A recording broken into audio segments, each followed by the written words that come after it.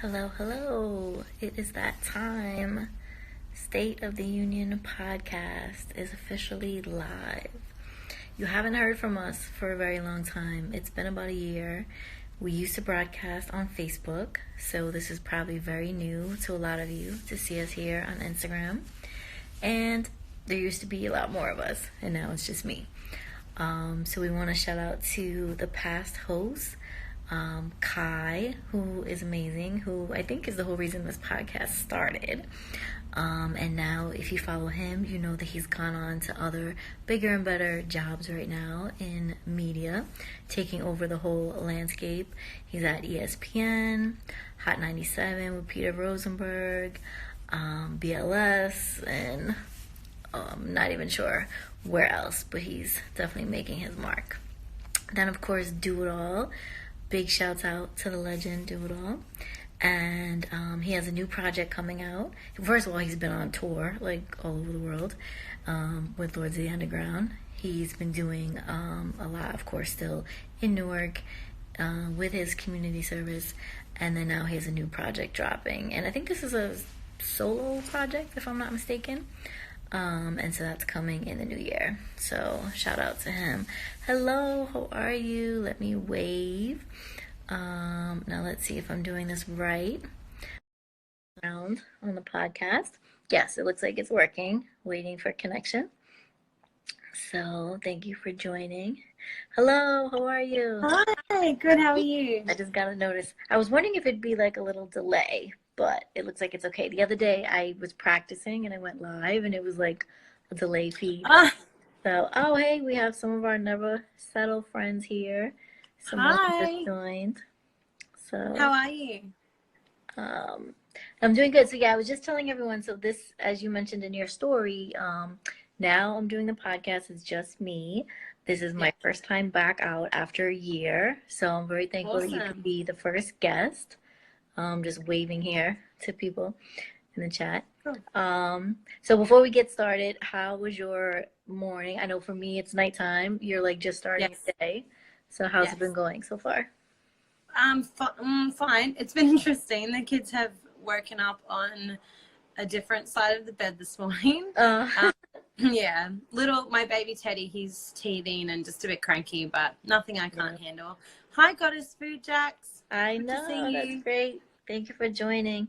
So as I mentioned, we're in different time zones, so a lot of people might. How was your day? Is that? It was pretty good. We've had snow. I don't think so. You're in Australia. Did Australia ever get snow? I'm assuming it doesn't. No. Right? Okay. Australia does, but not where I live. Never. Oh, okay. All right. Yeah. So I know I always think of Australia, I've always thought of it as just like sun all the time, beaches, exotic animals. You always think of like kangaroos and koalas and all these things. Yeah. So I'm not where I live. a global traveler at all. I'm scared of planes. I'll probably never come visit you. I'm sorry. I'm sure you'll visit me first. But I guess for anyone listening, what is it like living in Australia? Because I actually tried to do a little research, and one thing I noticed that the crime rate is so low. It said like there were only, I think, 400 murders, and not to start off on a crazy note, but I was just looking at the crime rate. It was like 400 in the whole year, and I think in the United States there's probably like 400 a day. Like it's so much different. So I don't know if it's because of the sun and like vitamin D and everyone's happy all the time. People are happier. But what is Australia like? There's a whole debate about that and gun laws and everything, which I totally won't get into. But I know a lot of people think because guns are illegal here unless you have a permit and you go through like a big process and stuff. So I know a lot of people argue that. I personally don't like to have opinions on things I don't know a lot about. But I do think maybe the sunshine is really good for people. I know vitamin D helps people with depression and things like that. Anyway, it is sunny here, and where I live is basically exactly the way you described. So it's sunny all year round. Like we don't really have a winter. If we have to put on a jumper in winter, it's like that's a cold day, which really I don't love because I love the cold. I love. Oh, you do? Oh, wow. I love it. I love fireplaces. I would do anything to live in a climate where I could just have a fireplace in winter. And anyway, I'm going to do that. But I whole wonder holiday. if the weather does kind of affect people's mood, because It they say might. like here they have what they call that sad and that seasonal, Yeah. depression that comes Yeah. in winter. So Yeah.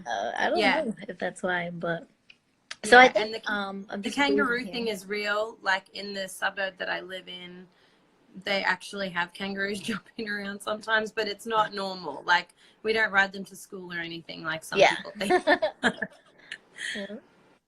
Yeah, but Oh, I love and it here. It's Goddess beautiful. Food Jack said that's how Florida is too, right? Mostly Yeah, snow. it's beautiful. Yeah. Hey, and the creepy crawlies, I don't love that, but I love the beaches. So we have the Mhm. most beautiful beaches here, beautiful blue water. And I just saw my Yeah. friend Carly from Raising Savers join. She's from Australia, but is living in Michigan now. So she's probably wow. missing the beaches. They're so beautiful. The water's amazing. And that's Yeah. one thing I really love about living here. Oh, cool. So Yeah. I know the first time I heard about you was from the Never Settle show. And Yes. if anyone here doesn't know what that is, you have to check it out. Follow Never Amazing. Settle on Instagram. Also follow the host, Mario Armstrong. Mm-hmm. So that was one of my first introductions to you. And then following your page online, I saw like how entertaining you are. Just you have a great sense of humor. You have some of the greatest posts I've ever seen. So I Aw, wanted to thank first you. ask, before we talk about like what you're doing now, Mm-hmm. how did you kind of get that background? Is that just like a natural, sense of humor in your family? Or I think you told me one time you even used to do like some sort of blogging. Yeah. Yeah, so I did do blogging. I mean, ever since I was a kid, I've been really deep, probably more deep than I would have liked, than my parents would have liked.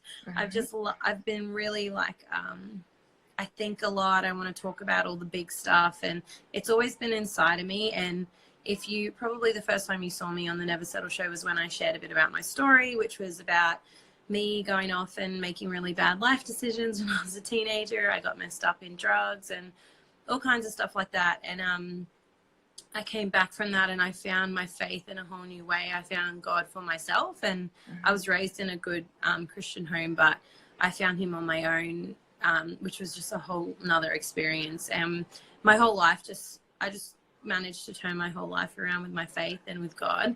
And out of that, I just developed this real desire to help broken people and to just love broken people. And because I saw how broken I was and people loved me in that place, and it changed my life forever. So I want to do that for other people. I want to encourage people, and I love writing. I've always loved writing. And so it's like all these different, and my family's crazy and funny and we have fun and Yeah, like I remember family one night. time you posted your grandma was, I Yeah. forgot, wasn't she on like some sort of TV show or something? And she was Yeah. dancing and it was like amazing. Yeah, well, yeah, my dad, like my whole family loves to dance. My auntie is actually an actress over here in Australia, like quite a Not well-known. Olivia Newton-John, is it? That's like the only No, Australian I no, know. no. Okay. I mean, probably met her, but no, it's not her.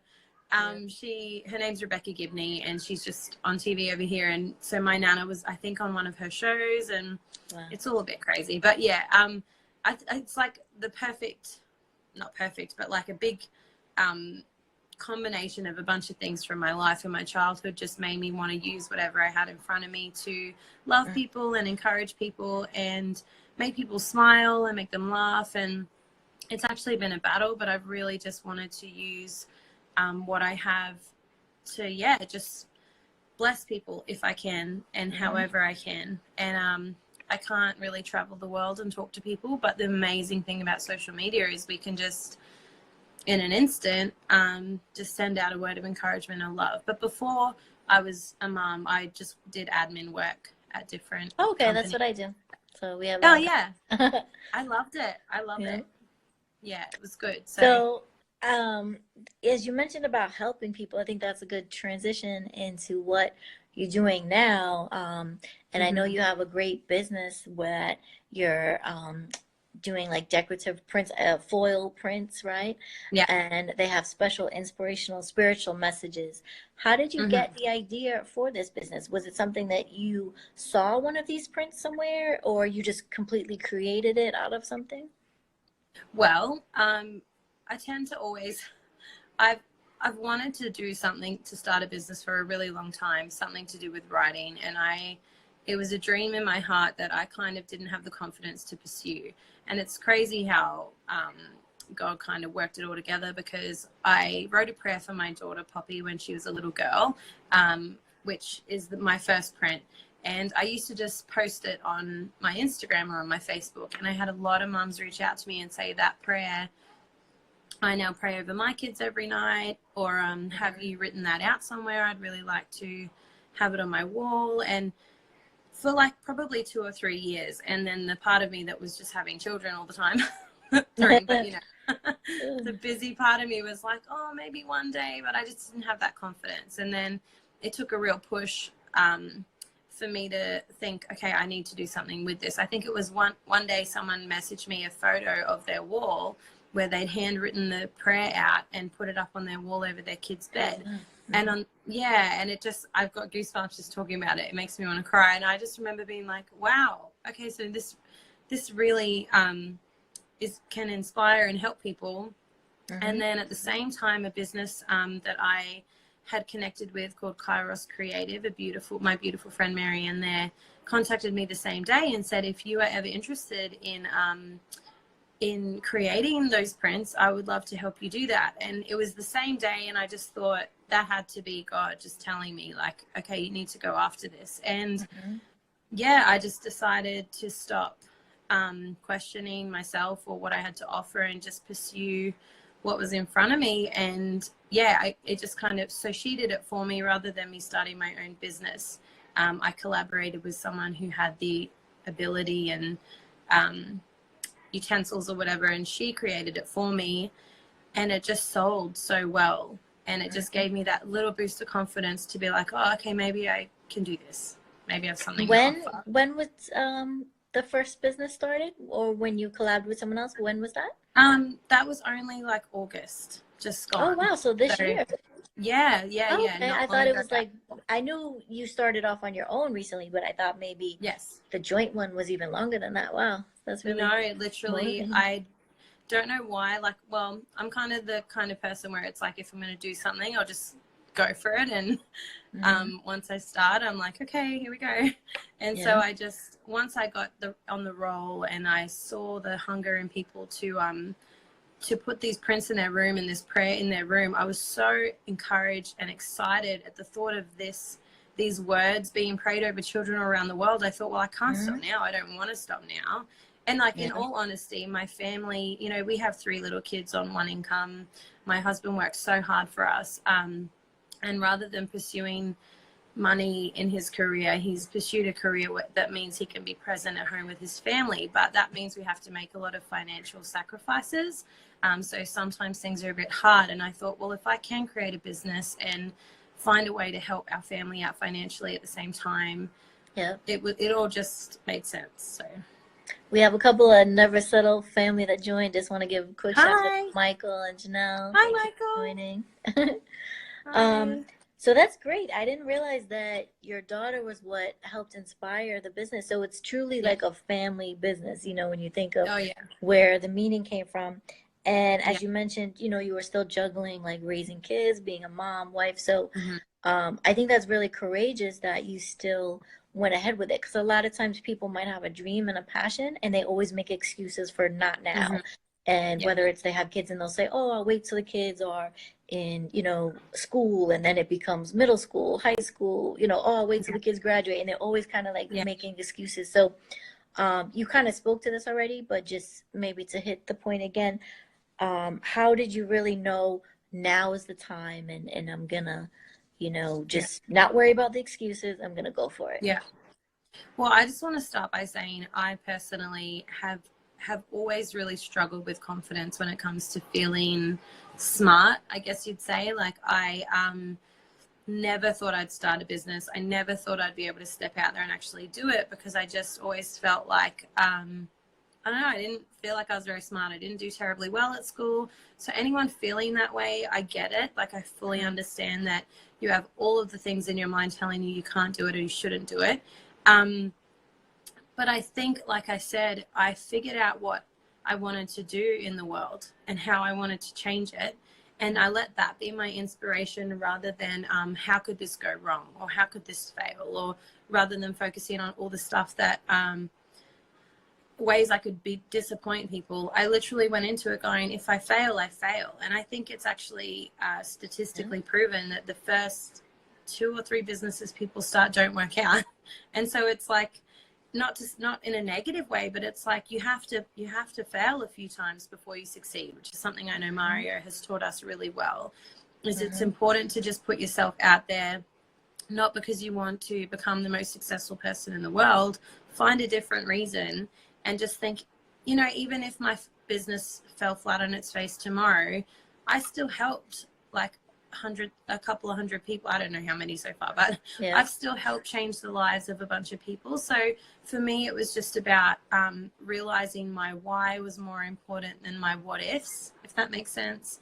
And just keeping that goal in line, even today, even still, when the money might not, like if it's not coming in, or if I have to pay expenses that I don't have the money for, it's about saying, okay, why am I doing this? Who am I doing it for?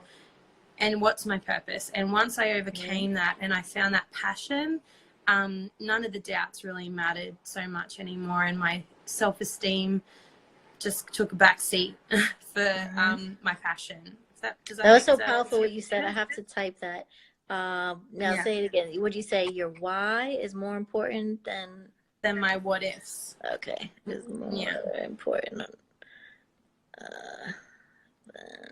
Just making sure I've said everything then. What ifs? No, I love that. That's awesome.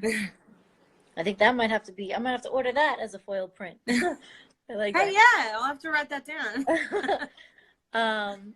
So, with all that you're doing, you have your business, you have your family that you're raising.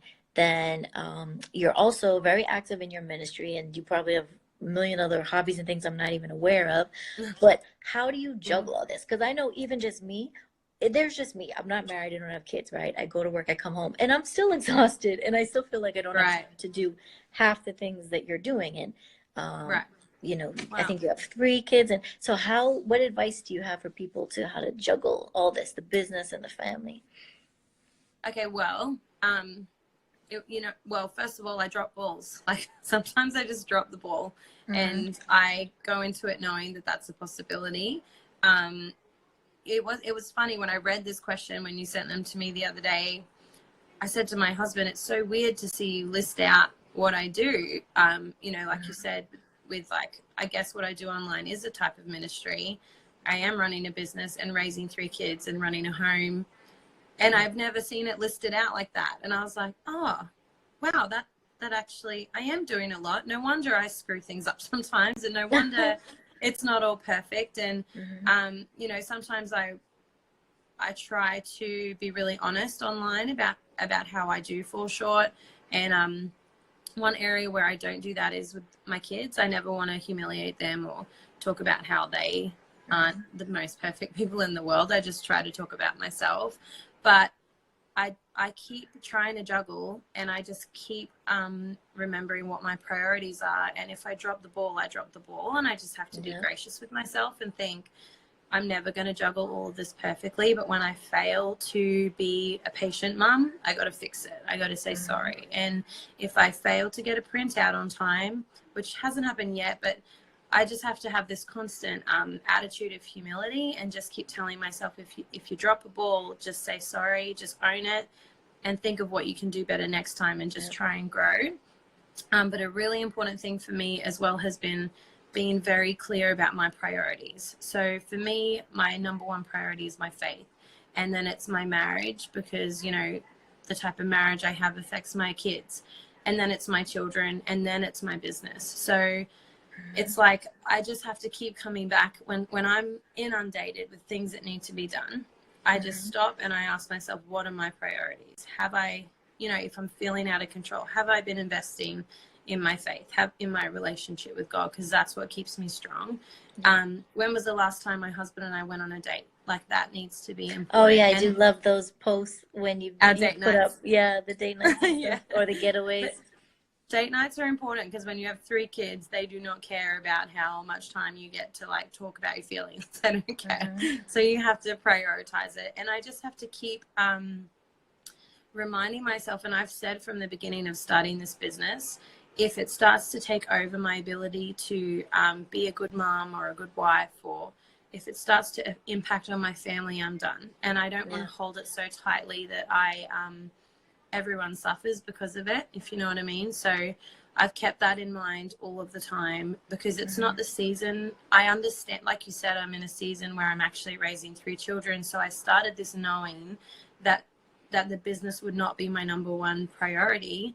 And if it got too out of control, like I've never not delivered on a product or anything, but it's like it hasn't gotten out of control. But if it did, and it started to impact everything else, I just had to decide I'd have to put one of the balls down. And what order, if I'm juggling, what order do those balls fall in, and which one would I put down first if I had to? Does that answer your question? Definitely. Does that make sense? And I know, of course, nothing is perfect, but from the outside looking in, I have to say it does look, like everything is handled perfectly, and you're very inspiring. And one thing, it's not on the questions here, but one moment that I remember I really appreciate is when you and your daughter were out, and that's when I thought of when you were doing the ministry and you came across someone was homeless, and you gave them something, and just a really great example for the kids. Yeah.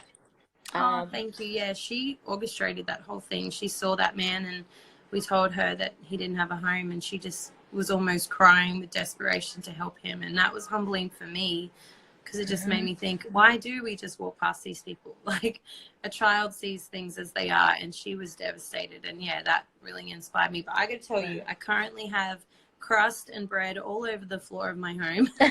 Like, everything's a mess. There's dishes in the sink.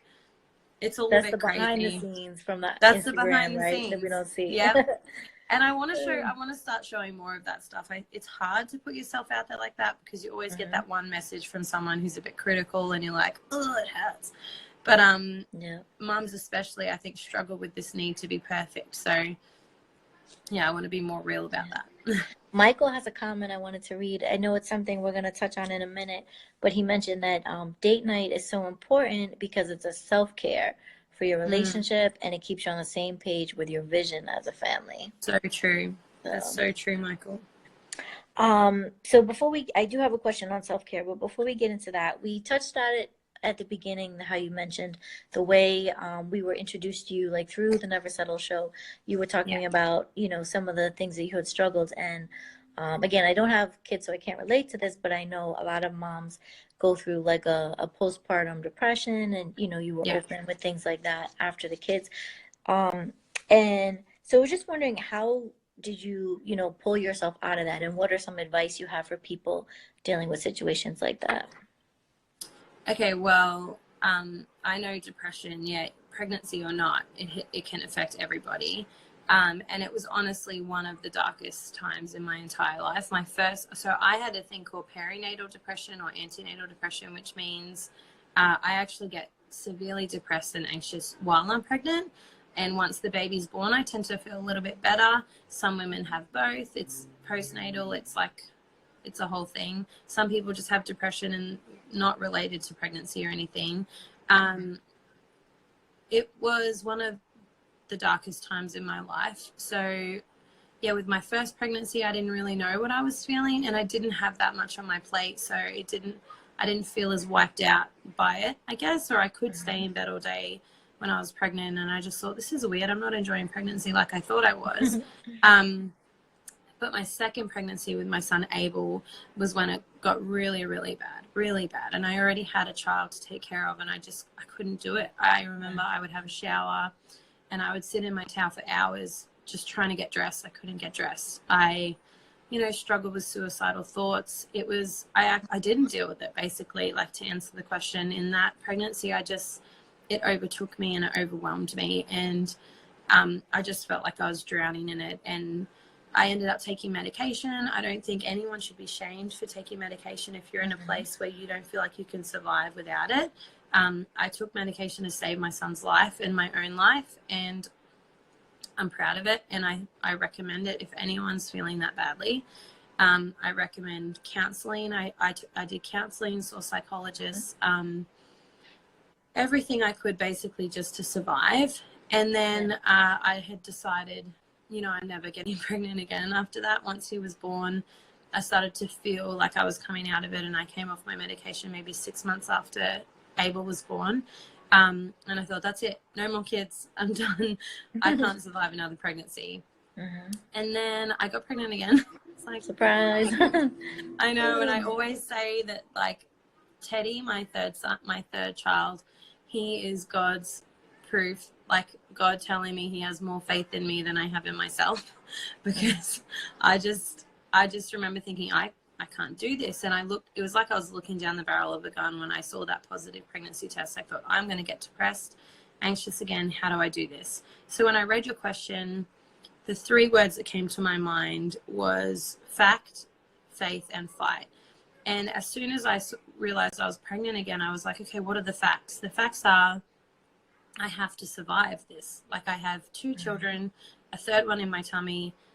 I had to list out all the facts. I have a husband that loves me. I actually have a good life, and I'm not going to give it up. So I can either spend the next 9 months in bed, or I can access my faith and I can fight this. And once I realized that my kids needed me and I just needed to be okay, I thought, okay, well, it really solidified what does my faith say about this, and where is my faith in this whole process, and what does that look like?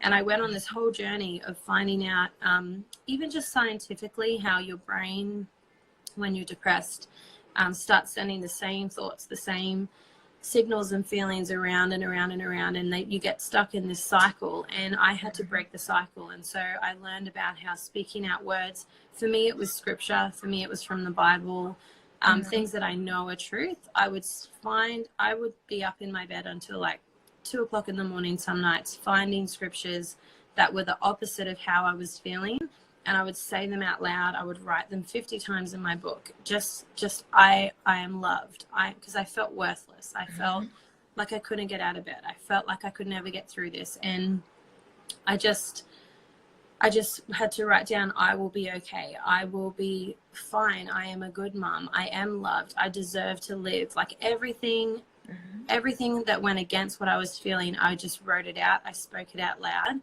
And towards the end of the pregnancy, I felt the depression begin to just get lighter and lighter, which I thought was impossible at that point.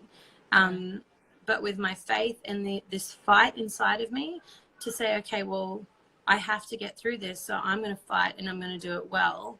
When I combined all that together, it's weird how, it's not weird, but it was like I was able to rewire my brain and remind myself that what I felt wasn't always correct, but that facts were more important. And yeah, I managed to get through it, and with good friends and the grace of God and my husband, and you know, just that got me through it.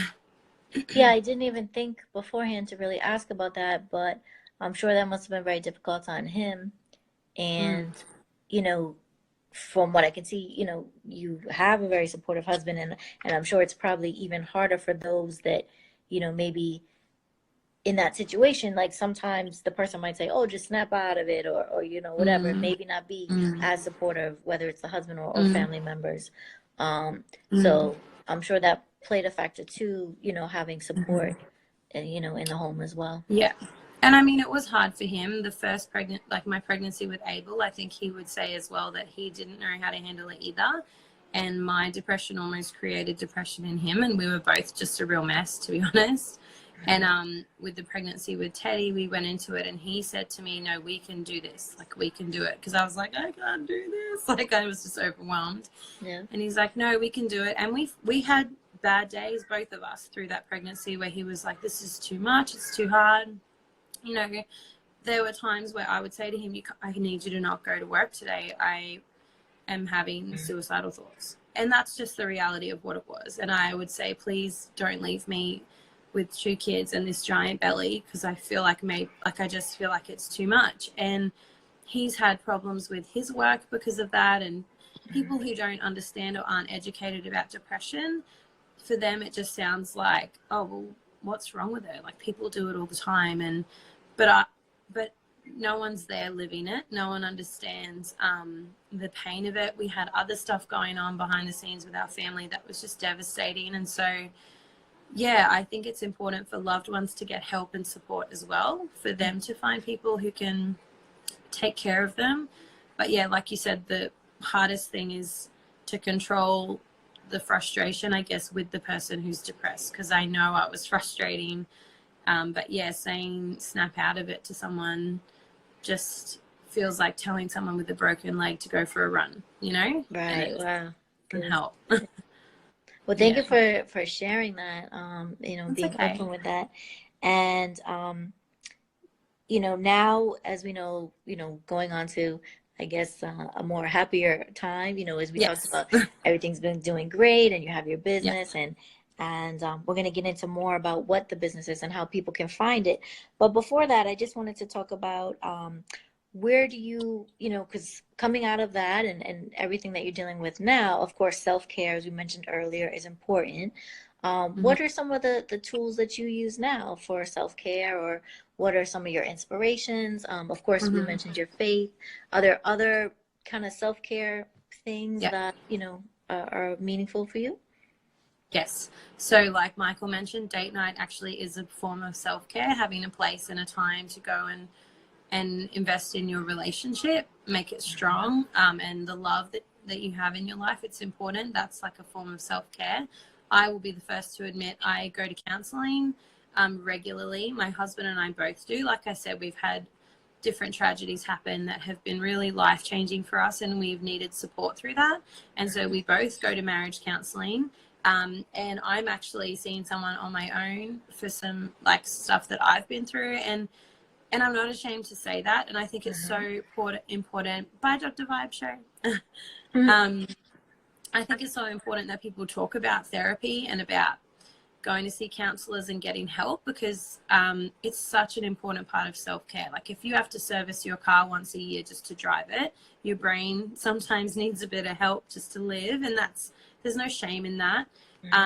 Obviously, like you said, faith and church is something that's really important for me.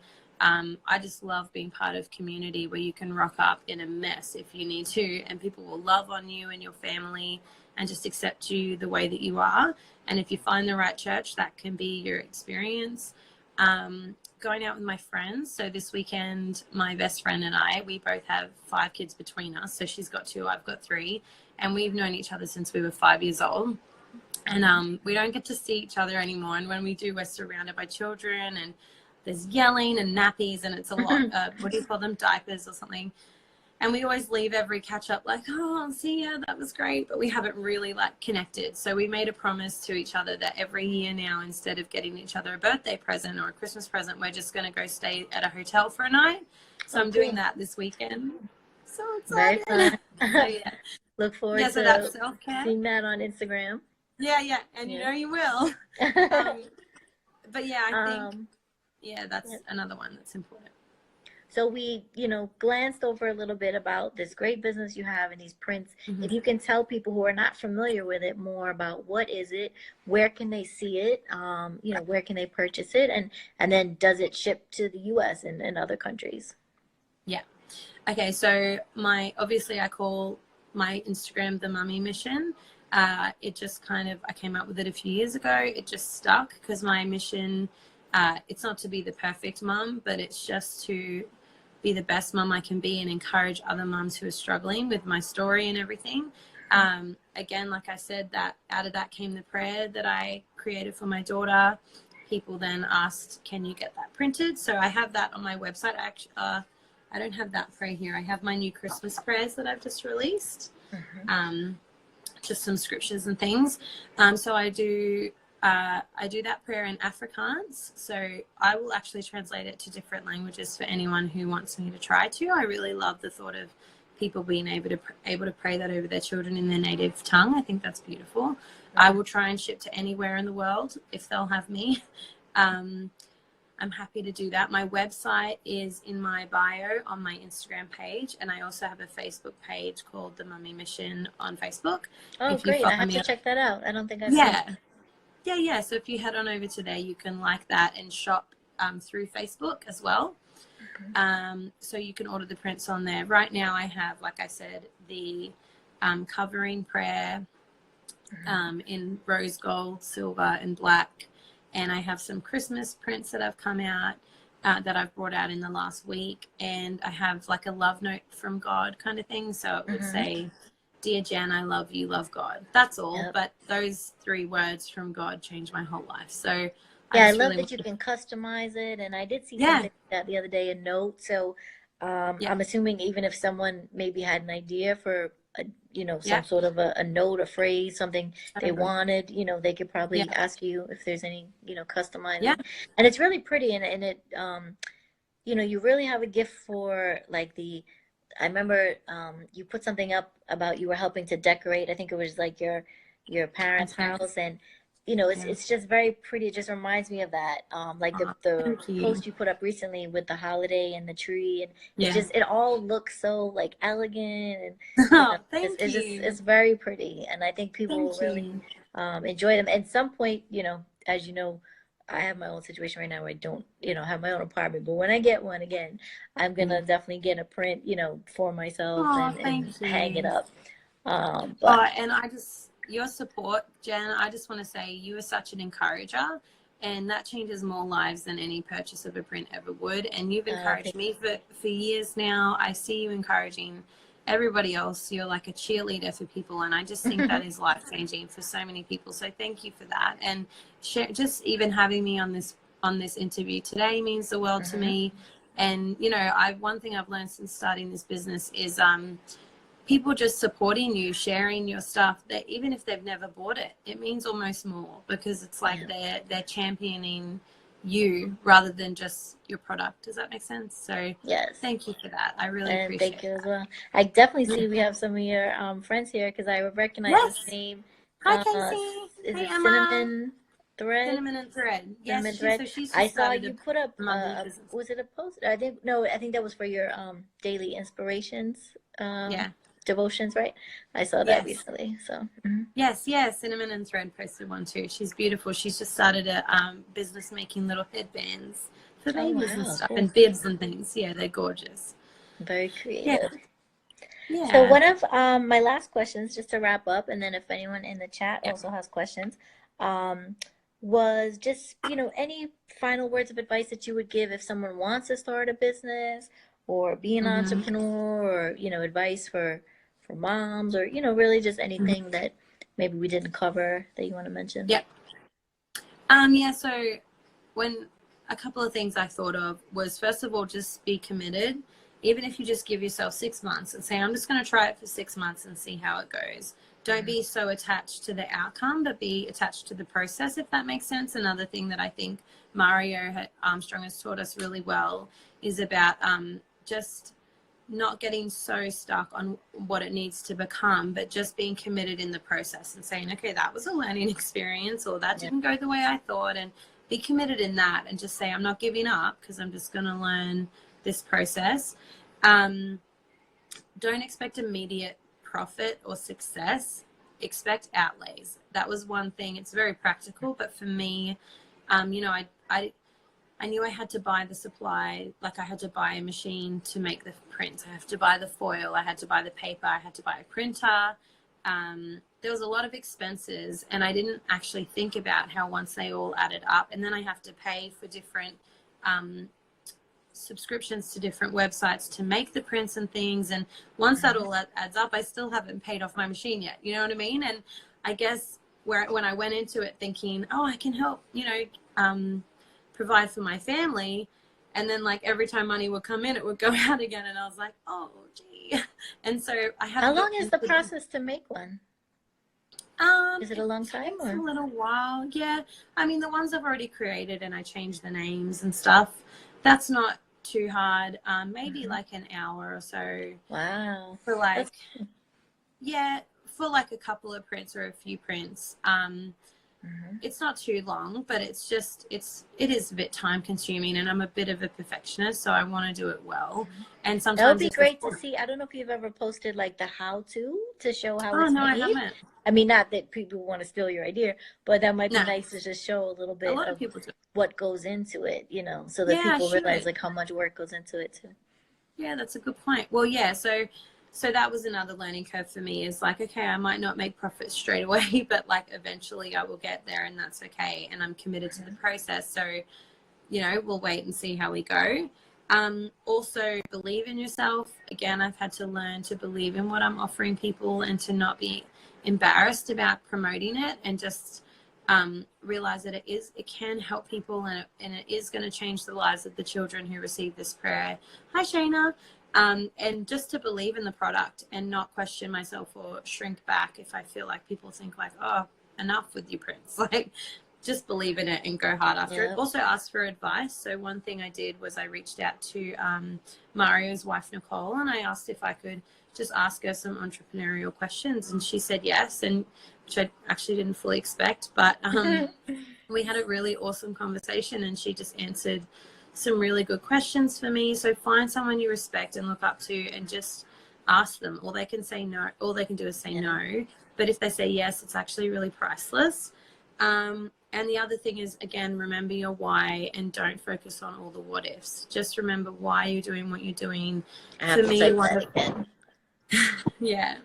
one of my biggest mottos, I guess, is if not just for the one. So if what I'm doing is just for one person that day, I'll still do it. If what I have to say only helps one person in the day, it's still worth it, because that one person matters. And so if I sell one print a week, that's one whole family or one child's life that's going to be changed by that prayer. So it's worth it. So to not chase after followers, but create friends. I don't care about how many followers I have. I care about how many friends I can make and how many people I can encourage and things like that. So that's great. That's very helpful tips. I enjoyed that. Thank you. And again, I think the prints are great. I hope a lot more people will see them. I think I had mentioned it before, but I don't know if you've had a chance to even I could see having some sort of advertising where maybe a magazine. I could see this being posted in a magazine, to bring awareness to it. So I don't know if you've explored things like that, but I'll definitely look around too to see if there's ways to continue to get the word out. Because it's really beautiful, and I'm sure it's something that people will have. I could see them having it for years, and you think of when a child grows and maybe they come back from college and they go to their room and say, oh, I remember when I had this in my room. It's can be passed down for so many generations. So I've never even thought of that. That makes me want to cry. Yeah, it's beautiful. It's very special. Yeah, I've had mums send me videos of their kids praying over themselves, and I'm a mess. Like, if anyone sends me that, I lose my head. I just think that when the kid knows it themselves, it blows my mind. So, thank you so much. Did anyone here, before we sign off, does anyone here watching have any questions? If you want to put something in the chat and ask either of us. I'm trying to wave at as many people that joined. Hi there. And thank you for bringing all your followers in. Look, I hope they've had a good time. The thing with being having a lot of mums who follow you is they're normally in the middle of chaos, so they jump in and out and then probably watch the replay. I remember you told me that last time you did a live, it didn't save. I had the exact same thing happen to me. I'm hoping. It's so frustrating. I just have to make sure when I hit end, I hit the button that says share. Yes. So I have to do that. I did. And then my plan is to then screen record it and then see if I could, maybe put it somewhere else so that we'll save it. So. Well, guys, go on and follow. It's State of the Union, right? Yep. State of the Union. So it's SOTU podcast. And then, of course, we want you to follow the Mommy Mission if you're not already. Yes. If you want to follow my personal page, it's Jen Jersey. Thank you, Michael. With a Z. Yes. Can I ask you, what would you say is the mission behind SOTU? Yes. So I actually didn't create it. It was created by one of my co-hosts. And he created it I think it was about 2 years ago, and then I had joined him, and I did it for about a year. But at the time, it was to talk about current events, and most love kind of like the hip hop culture. One of my co-hosts is from a famous like hip hop. I was about to say band, not a band, but a group that was very famous in the 80s. Yeah. And so it's State of the Union. It was like, to talk about current events, and also how it would Cool. affect like the hip hop culture. And then, like I said, they've kind of gone off. They're doing great things right now. One of them is working for different television stations, radio stations, and that was like always his dream to get more advanced in the media. Awesome. Is been Oh, touring out.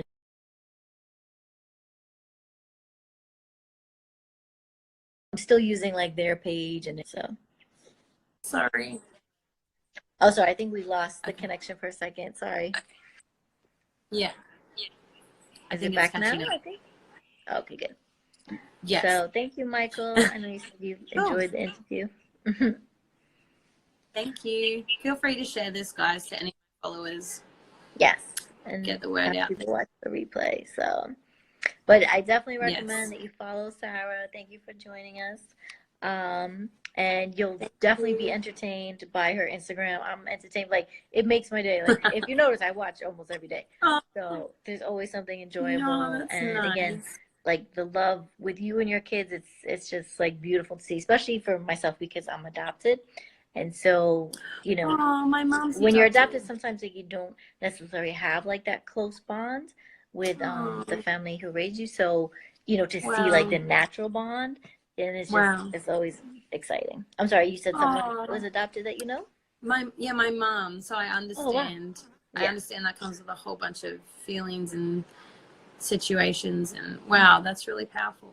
Well, I'm glad that it can bless you like that. Yes. And then we both want everyone here to follow Mario Armstrong. We're huge fans Yes. of him and the Never Settle Show. And that's where you'll continue to get more advice for entrepreneurs. And Yes. he both has inspired us. Yes. So, Yeah. but Cool. thank you again. And Thank like I you, said, I Jen. don't think I'll visit Australia, but when you're ready to come That's to okay. New York, let me know. I'm ready. Definitely have to I'm catch currently ready. up. I'm like bags packed ready. I Yep. just got to get there somehow. I got to sell a few more prints. True. Thank you so much for having me, Jen. Okay, so I'm gonna Okay. sign off to you first, and then I'll make sure Okay. I keep the replay. All right. Okay. Bye. All right, let's see if this works. Cool. So now I have to make sure I do this with care and I can save the replay. But thank you all for joining. We will be having more interviews this month of other women who are inspirational to me. It's just a series that I thought I would do for the month of December. So stay tuned for the interview that will be coming next week as well. But thank you all for joining, and it was a great night. Let's see if I do this right. Hopefully I do. You sure you want to end?